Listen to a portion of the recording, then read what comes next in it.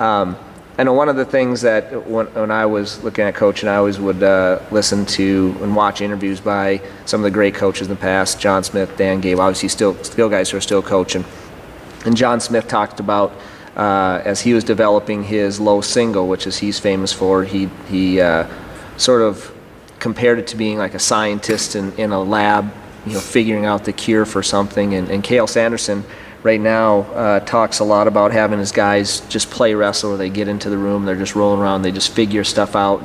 And David Taylor talks about that a lot. I just got to figure things out about wrestling. And those are both similar concepts. So what is your sort of philosophy, thoughts about the importance of kids just spending time in the practice room, developing their style that's good for their own body type?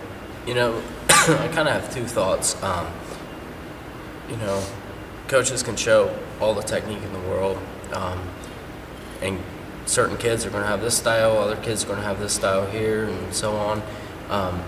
It's important for those kids to be exposed to all different types of moves, but they also have to drill them consistently.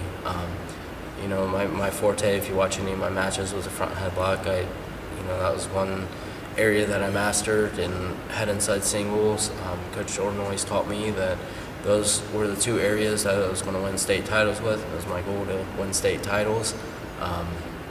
Now as a coach, I try to focus on each kid as individual wrestlers than just as the team and teaching everybody the same thing. Every kid's different.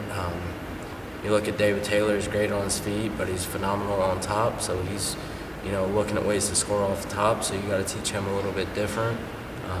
As far as my high school kids go, when I was at Kenton Ridge, I had some kids that were great on their feet and great at head inside singles and great at front headlocks, so that worked into my style, and I would teach them the same thing. We'd drill and try to get as many situations as we can with those two different moves. Then I had other kids that wrestled from a distance, so we started figuring out different ways to fake out our opponents and get in deep and be able to finish our shots. And I focus a lot on drilling, but on the other hand, it's not always just drilling. We do a bunch of live wrestling, but with that live wrestling, it's not just always, all right, grab your partner, let's go. It's, all right, one guy has a head inside single high, and we start there, and the guy that has his leg up in the air has to scramble out of it and, figure out ways to fit every move that you are capable of doing into your style. It's not just all about, here's 27 moves, go hit those 27 moves, and you just got to find a way to reach a kid and know what their style is and show them stuff that incorporates into it. And now as a coach, when I wrestle live with the kids, I don't focus on my ego and wanting to go out and take them down. I figure out different setups I can use to hit something on them. Like an ankle pick, you always have inside control, circle, catch the ankle.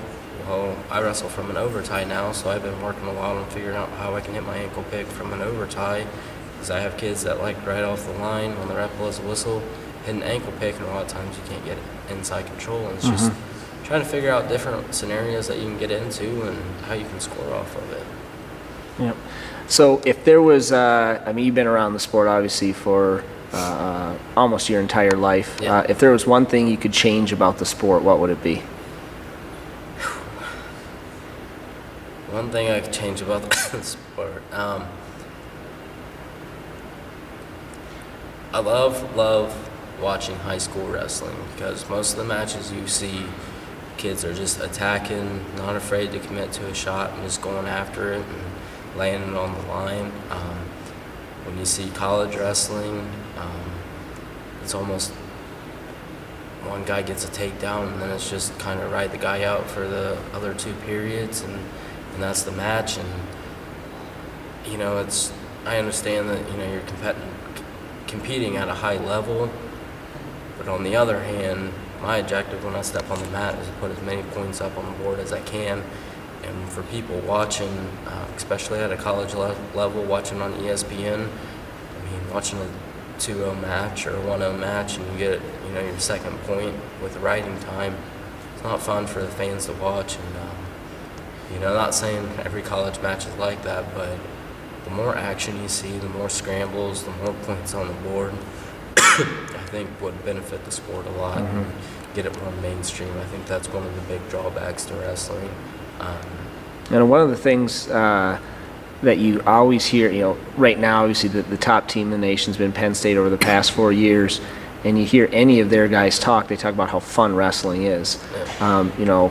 And a lot of times it's not fun. You come in and you're beating heads against each other, and what's one way that you try to make wrestling fun for your teams? One way that I try to make wrestling fun is to, tell my kids that, practice isn't fun. But what I try to do is at the end of practices, not every day, but 2 days out of the week or something, we'll split up into 4 different teams and have like a competitive challenge.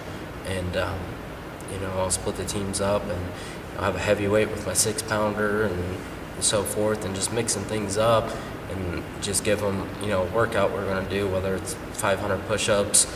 Now, 500 push-ups, you just scared the heavyweights on the Berg team.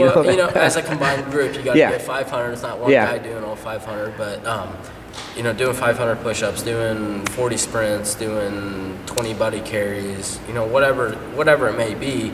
But the first group done, they have to sit down right as they're done, and the other 3 groups, they finish out their workout, then they have to do something extra while the other 2 or 4 guys are watching. Yeah. And it brings the team part of the sport out. Wrestling's very individual. When you step on the mat, it's you against the other guy. It's not, you don't have 8 other guys or 7 other guys, whatever it is, with you out there.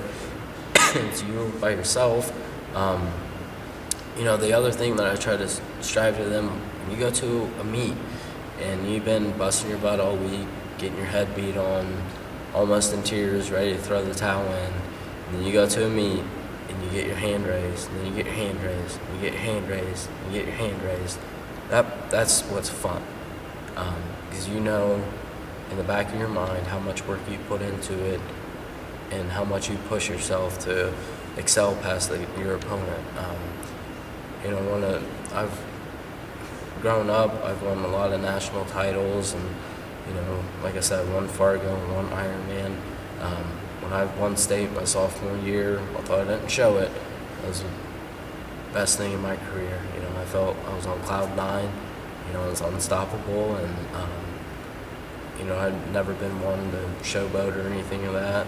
I got my hand raised, shook the hand of my opponent, ran and shook the other opposing coach's hand, ran over, jumped up Coach Jordan's arm, gave him a big hug, and then I immediately, went and found my dad and gave him a big hug, because he was the guy that took me around doing everything. And that's the fun part about the sport, when you reach your dreams. And it's the same thing with everything in life. You have to put work in, and the fun part about it is when you reach that dream and achieve that goal that you've been striving for years after years.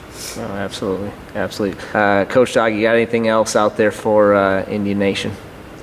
No, I'm just I'm excited to be here. I think it's a good fit.